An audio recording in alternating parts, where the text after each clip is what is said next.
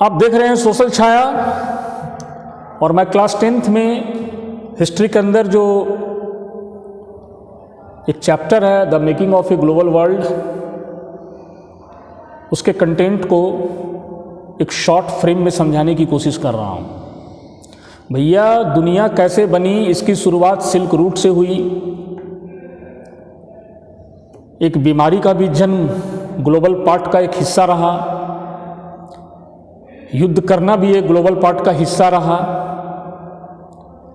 Export import policy भी एक global part का हिस्सा रहा, हेनरी फोर्ड की कार मैन्युफैक्चरिंग भी एक ग्लोबल पार्ट का हिस्सा रहा, नई इकोनॉमिक जोन इस्टेब्लिश्ड हुई, आर्थिक मंदी का दौर आया, बहुत सारे चीज़ें कोलैप्स हो गई इस समय में। आज हम जिस यूरोप को देखते हैं वो यूरोप अभी जिस तरह से है उस तरह से नहीं था। भारत भी इकोनॉमिक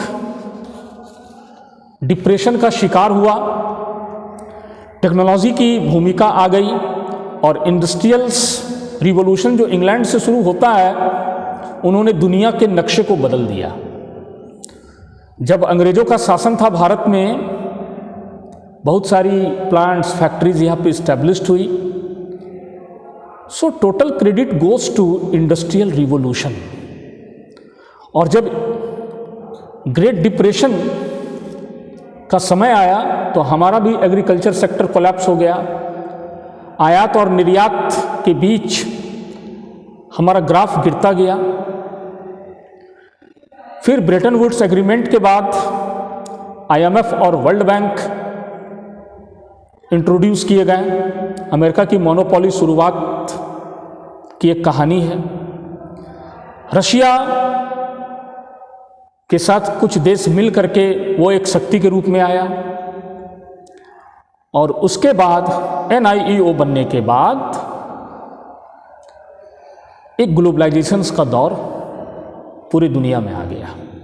WTO की पॉलिसीज इस्टेब्लिश्ड हुई, कुछ खामियां थी, लेकिन फिर भी एक इकोनॉमिक की छोटी सी खाई को भरा गया। MNCs का उदय होना शुरू हुआ, मल्टीनेशनल कंपनी। तो ये जो चैप्टर है ना, the making of a global world, यह चैप्टर दुनिया कैसे कैसे जुड़ी है, कैसे कैसे बनी है, कैसे कैसे आगे गई है। ना उस समय टेक्नोलॉजी थी, ना उस समय कोई कम्युनिकेशंस था, धीरे धीरे सब कनेक्ट होते चले गए। आज की जो हमारी इकोनॉमिक स्ट्रक्चर है पूरी दुनिया की, उसमें भारत का एक विशेष स्थान है।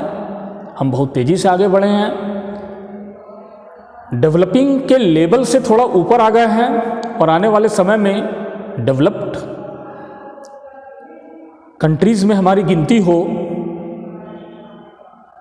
ये कोई बड़ी बात नहीं होगी, लेकिन समय लगेगा, क्योंकि हमारे पास बहुत सारी ऐसी इंटरनल समस्याएं हैं जिनसे हम लड़ रहे हैं।